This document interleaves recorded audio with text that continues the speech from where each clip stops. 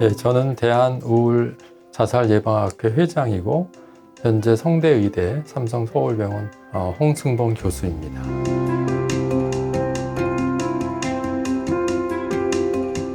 대한우울자살예방학회는 2020년 4월에 창립이 되었습니다.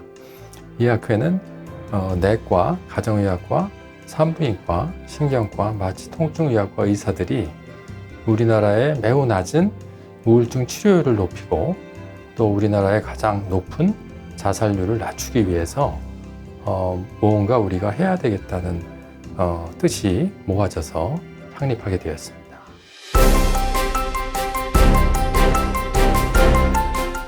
우리나라의 우울증 치료율이 매우 낮습니다.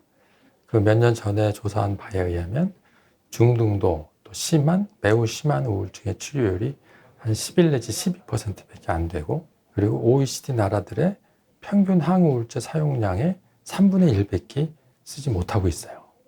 그런 이유는 2002년 3월에 SSRI 항우울제를 사용하는 기준이 바뀌었습니다. 그때 이제 정신건강의학과 이외에 내과, 산부인과, 소아과 이런 의사들은 60일 이상은 사용할 수 없게 기준이 바뀌어가지고 그 후로는 우울증을 적극적으로 치료할 수가 없었어요. 그러다가 2022년 12월에 그 기준이 이제 해제가 됐습니다. 폐지가 되고 60일 간격으로 반복해서 처방할 수 있게 되어서 이제 모든 의사들이 우울증을 치료할 수 있게 환경은 개선이 되었는데, 한 20여 년 동안 우울증 환자를 진단도 안 하고 치료를 안 하다 보니까 그 의사 선생님들이 쉽게 우울증을 진단하고 치료하기가 좀 어려운 상황에 지금 처해 있습니다. 의사협회나 대한의학회나 또 정부에서도 일반 가장 환자를 많이 보는 내과, 소아과, 산부인과, 일반외과 이런 의사들을 대상으로 자살 예방 사업에 적극적으로 참여를 시키지 않아 왔습니다. 사실 그동안 우리나라에 이제 자살 대책을 이제 논의하고 결정하는 자살 대책위원회라고 아마 있는데 거기에는 정신건강의학과 선생님 외에는 다른 의사 선생님들은 한 명도 참여가 안 돼 있습니다. 그래서 아주 적은 수의 인원 가지고 자살을 예방하기에는 한계가 있는 상황에 지금 처해 있습니다. 의사들한테 교육을 시키더라도 문제는 뭐냐면 의사들이 이제 그런 자살 생각을 갖고 있는 사람을 발견했을 때 자살 인터뷰를 하면 시간이 걸리거든요. 거기에 대한 수가가 없어요. 의사들 우리가 진료 수가가 우리나라 굉장히 낮다 그랬잖아요.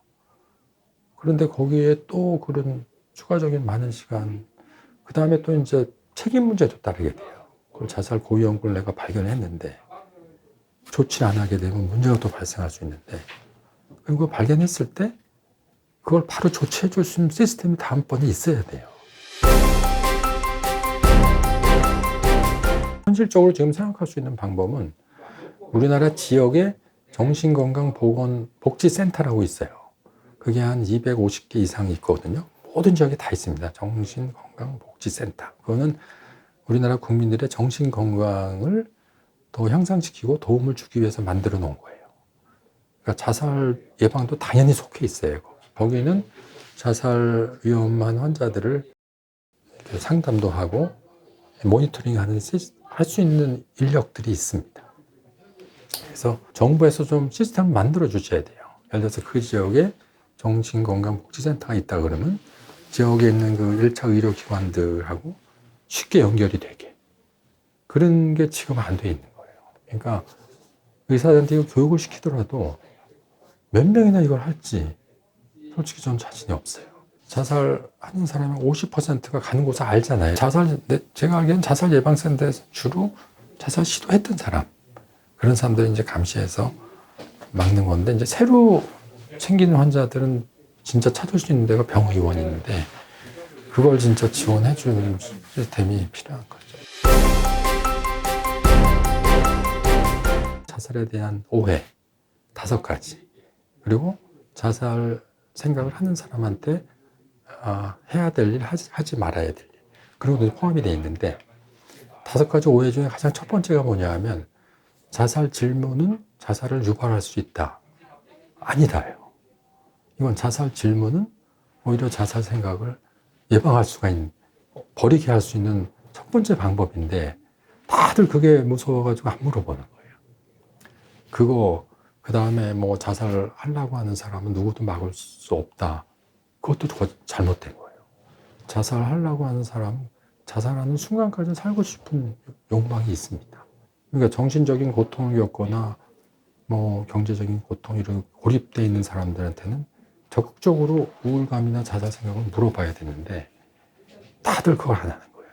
어떤 사람이 자살을 하려고 할 때 가장 먼저 그걸 예방할 수 있는 사람, 가족, 동료, 친구예요.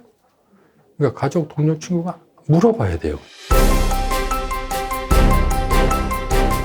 불안증을 평가하는 척도도 있어요. 그것도 수가 있습니다. 있고, 또 이제 자살 생각이 있는 사람 같은 경우에는 우리가 주로 하는 척도가 무만감 척도라고 있어요. 무만감이 이제 절망감이라는 뜻이거든요. 왜냐하면 절망감이 그 자살과 가장 밀접한 관련이 있는 거기 때문에, 절망이라는 건 뭐냐면 이를 해결하거나 빠져나갈 희망이 없다고 생각하는 거잖아요. 그럴 때 생각하는 게 자살이에요. 왜냐하면 그 길밖에 없다, 이렇게 되기 때문에. 그래서 그 무만감 척도를 통해 가지고 얼마나 이 사람이 절망감이 심한지 그걸 평가하고 있어. 그것도 수가가 있습니다.